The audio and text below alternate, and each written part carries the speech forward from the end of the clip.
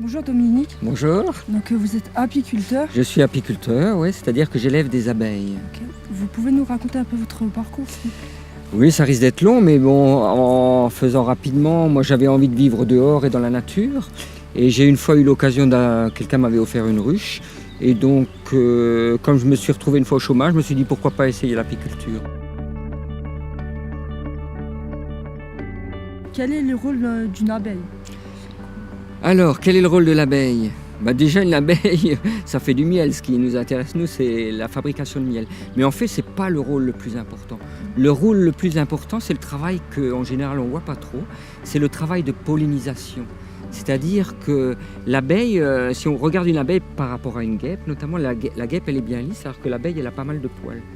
Et puis quand elle va d'une fleur à l'autre, il y a le pollen des fleurs qui va s'accrocher à ses poils. Et en passant d'une fleur à l'autre, donc elle va pouvoir transporter ce pollen. Et c'est très important pour la nature, et on va voir aussi pour les hommes, parce que en transportant le pollen, elle va permettre la fécondation des plantes, donc elle va permettre la création de nouvelles fleurs, et aussi donc des fruits derrière, et donc de ce que nous on va manger en tant qu'être humain.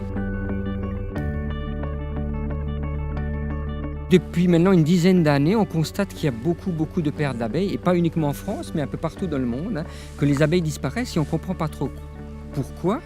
Alors, il y a une cause principale, on va quand même dire, c'est la présence d'un parasite. Chez l'abeille, elle a un parasite qui est un petit acarien, donc une petite araignée, qui se développe à l'intérieur de la ruche et donc qui pompe le sang de l'abeille, ça ne s'appelle pas le sang, mais on va dire le sang, et qui, quand il est trop important, la colonie, elle va s'effondrer. Les abeilles sont malades et elles s'effondrent.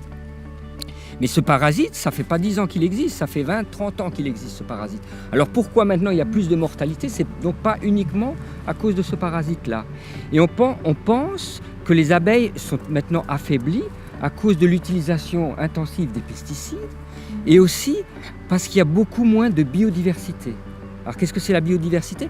La biodiversité, c'est le fait qu'il y ait une diversité au niveau des plantes, etc. Pas uniquement des plantes, des insectes, de la nature, etc. quoi. Et donc, comme il y a moins de diversité au niveau des plantes, les abeilles trouvent moins de diversité dans leurs sources de nourriture, notamment au niveau des pollens. C'est très important les pollens. Les pollens, c'est la source de protéines pour les abeilles. Et on a constaté, il y a des études qui ont été faites, que même si les abeilles trouvent des pollens en quantité, mais si c'est une seule sorte de pollen ou deux sortes seulement, la durée de vie des abeilles est beaucoup plus courte. Et donc pour qu'ils puissent vivre suffisamment longtemps, notamment pour passer l'hiver, il faut qu'ils aient une grande variété de pollen. Et nous, qu'est-ce qu'on peut faire pour les abeilles? Alors, vaste question, qu'est-ce qu'on peut faire les abeilles? Moi j'aurais envie de dire que c'est plus un problème politique, mais enfin, je ne vais peut-être pas aller si vite. Parce qu'on dit on peut planter des petites fleurs par-ci, des petites fleurs par-là, qui sont mellifères. Effectivement, c'est toujours une bonne chose dans les jardins, planter des plantes mellifères, ça fera toujours du bien aux abeilles. Utiliser moins de pesticides dans les jardins, effectivement, c'est toujours une bonne chose. Mais ce n'est pas ça qui résoudra tout le problème, je crois. Pour moi, le problème est à un autre niveau, c'est plus un problème agricole, quoi. Il faudrait changer la politique agricole, c'est-à-dire avoir une agriculture qui utilise moins de pesticides déjà et qui est plus diversifiée aussi pour que les abeilles trouvent plus de sources de nourriture, quoi.